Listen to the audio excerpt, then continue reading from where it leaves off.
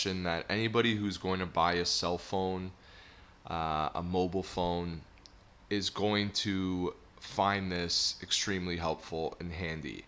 And we're going to be using linear equations here to compare which is the better deal between two cell phones, but also their data plans and their talk plans together.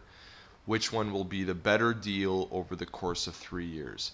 So let's take a look at the question. It says, Valentina is trying to determine which phone and data plan would be the better deal over the course of her 3-year contract.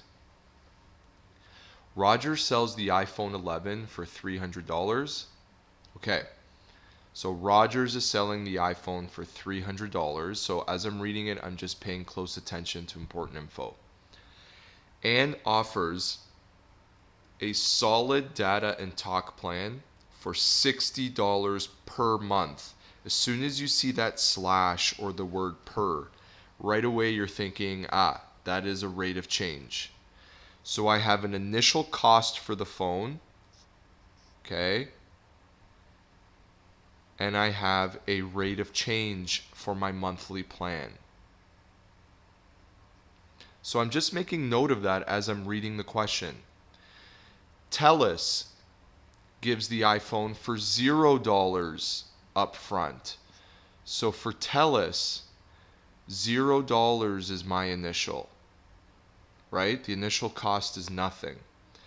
If you sign a 3-year contract, but their plan is $70 per month. So their rate of change is $70 as opposed to $60. Graph each scenario and use the graph to determine which is the better purchase over the course of 3 years. And remember that 3 years, this is going to come in handy, is 36 months, right? 1 year is 12 months. 2 years is 24 months. 3 years is 36 months. Okay?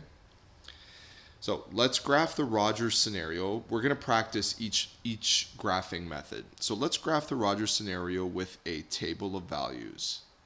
And we'll do the Telus scenario using the slope Y-intercept method. So we'll practice each method here, okay? Let's start. You need to write an equation. If you're going to do a table of values, you have to have an equation. So Rogers, we know that the rate of change, I'll just write it here, is $60 per month. And my initial value is 300. And that's where I get this equation from. Okay, C equals 60 times n plus 300. Because remember that the equation for a linear function, okay, an equation for it is y equals the rate of change times x plus the initial value, right? So I end up getting C equals 60n plus 300. Well, where did I get the letter C instead of y? C represents the total cost. That's what we're figuring out, is how much this will cost me with the cost of the phone and the monthly plan. And then instead of x, I use the letter n.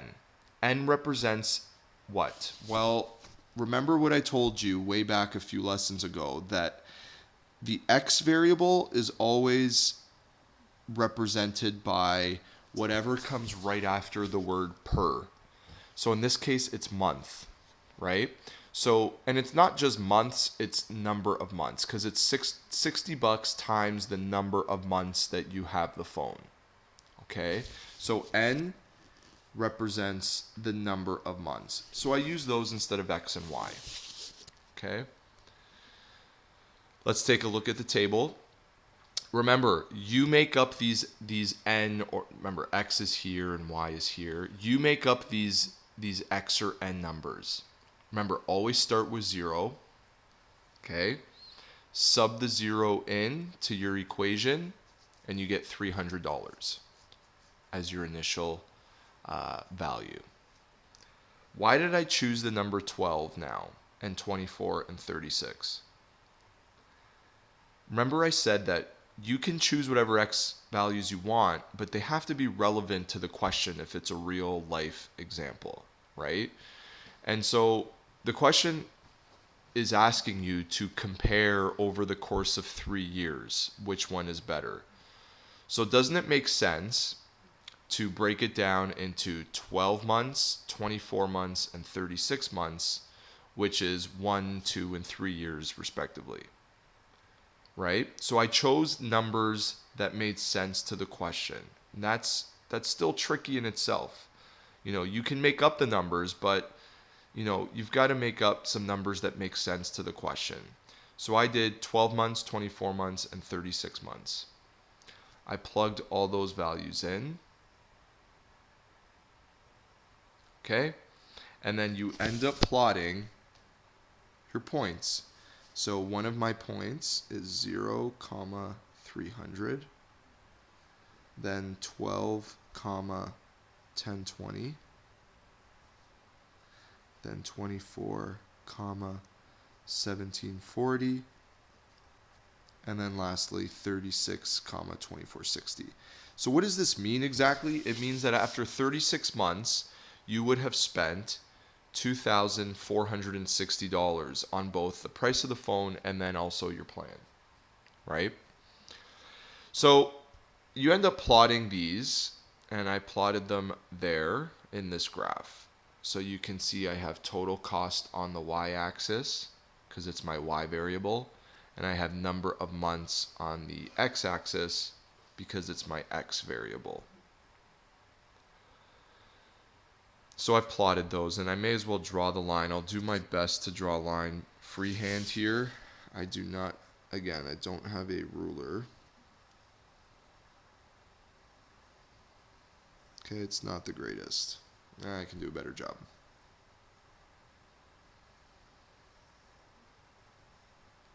Okay? You would absolutely need to use a ruler there. Okay, let's now graph the Telus equation. Well, for the Telus equation, we were told that the rate of change was 70. But then we were told that the initial value was what? $0. It said that the phone costs $0 if you sign a 3-year contract. And that's why my equation, notice, does not have anything after the 70 times n, because it's just 70 times n plus $0. So you don't have to write the plus 0. You can just put 70n, and that's it. Okay? So let's follow the steps now of graphing this using this method. Step 1 was to write the initial value. What's my initial value? Well, looking here, remember the x value is always 0 for the initial value, but in this case, even my y value, my initial value, is 0. So this is going to start right at the origin on my graph. It's a direct variation. If you go way back to lesson 1 or 2, I believe, this is a direct variation. Okay? Step 2, of course, was to plot that point. So let's plot that point. And I think I've already plotted it on this graph. I have right there, 0, 0. Next, take your rate of change. My rate of change is 70 over 1. But I'm not a big fan of using 70 over 1. Let's look at my scale in the graph. How hard is it going to be to go up 70? It's going to be extremely hard. Look at my scale. My scale looks to be going up by hundreds. Do you agree? 0, 100, 200, 300, 400, 500. Going up by 70s is not going to be very accurate according to my scale. Okay? So instead of doing that, let's change this fraction to something larger that will fit my scale better. right? And I say, what do you suggest that we multiply it by to get a larger fraction? Hopefully you said multiply it by 10. Because multiplying it by 10 will give us 700 over 10, which is going to be much easier to do on my scale. Because my scale is going up by hundreds, right? So my rise is 700, and my run is 10. So let's do that. Let's go to my graph. Let's go from the Y-intercept, which is down here at the origin, go up 700 right there, and go across 10. 10 is right here. Okay, there's my next point. So I go from here to here. Then from that point, go up another 700. Count it out. 1, 2, 3, 4, 5, 6, 7. So we're going to go up this much. Oops. And then across 10. So this time 10 is going to take us to 20. Right there. There's my next point right there. So I go up 700. And I go across 10. And I can just keep going, right? I can just keep going. So I can do another 700, count it out. 1, 2, 3, 4, 5, 6, 7. And then across 10 to here.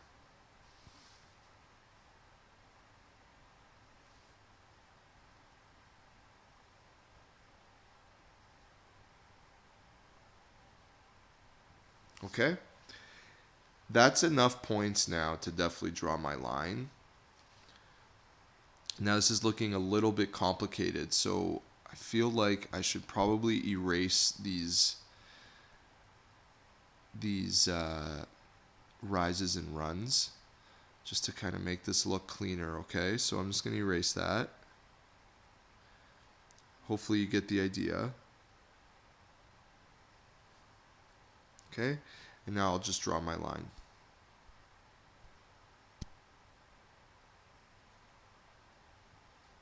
Starting from here, draw a straight line. Not going to be, not the greatest. Let's draw that again.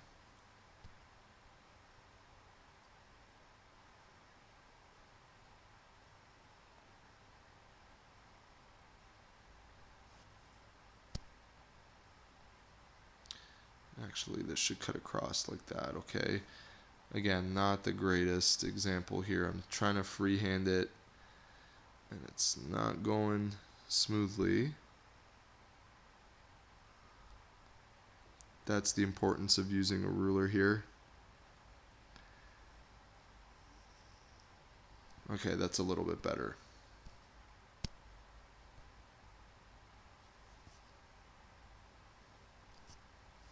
Okay. So now the question is, how do we answer the question, which one is cheaper after 3 years? Well, let's break this down. Which cell phone company would be better after 1 year, 2 years, or 3 years? In other words, which one would be cheaper? So this one here is Telus. Okay, and this top one here is Rogers. So which one is cheaper for after 1 year? Well, let's see. 1 year is 12 months. Which one is cheaper? Definitely Telus. You can see that the line is underneath the Rogers line. So Telus is cheaper. So 1 year, Telus is cheaper.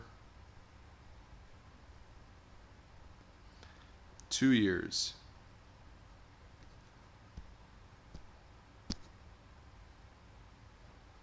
So at 24 months. Again, it's hitting the Telus. The Telus line is underneath the Rogers line. So once again, Telus is cheaper. And you can specify exactly by how much it's cheaper. Okay.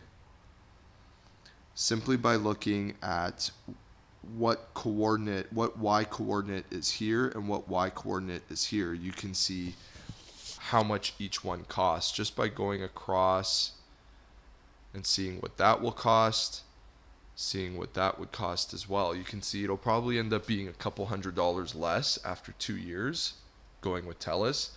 But look at the 3-year mark. So let's go to 36 months here.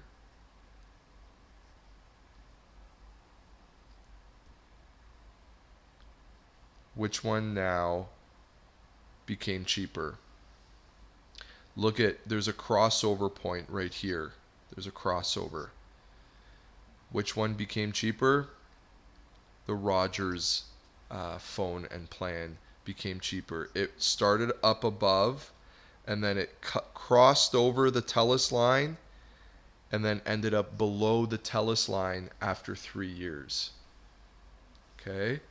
So it ends up being cheaper after 3 years to have Rogers. But if you're going to have the phone less than 3 years, it's cheaper to have Telus. So 3 years, Rogers is cheaper. This is just such a great question in terms of a real life application. Okay? If you were to compare 2 phones from 2 different companies, this would be extremely useful to do. Okay, so on the graph you're looking, which one is cheaper? You're looking for the one where the line is lower. So at 12 months, the Telus line is lower. At 24 months, the Telus line is still lower. But at 36 months, there's a crossover point. Where's the crossover? It's right there. Let's see how many months. At 30 months, they end up being the same price because they crossed over at the same point. Okay, at which point though, after that, the Rogers plan became cheaper overall. Okay, so to answer the question, you would say that, sorry about that, for 30 months or less, Telus is the cheaper plan.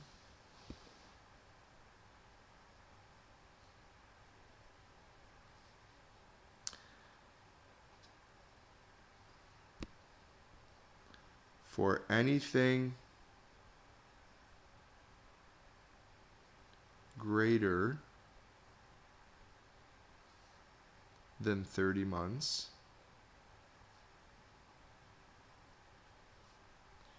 Rogers is the cheaper plan.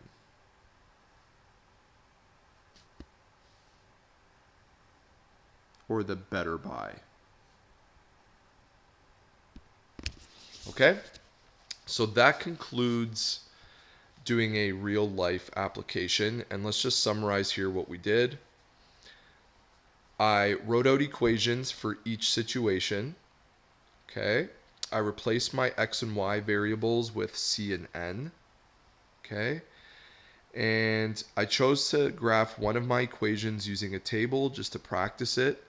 And then I chose to graph my other situation using the slope y-intercept method. When you get good at this, it's really quick. You look at your initial value, you say, okay, my initial value is 0, 0, because x will always be 0 for the initial value. Then from there, you know your rise and run is 70 over 1, but it doesn't work well with my scale, so I scale up my fraction to 700 over 10. So from the point 0, 0, I just keep going up 700, right 10, up 700, right 10, up 700, right 10, until I've drawn enough points to satisfy me drawing a line through it. Okay, so that summarizes the entire unit. and in particular this lesson, and that is 4.7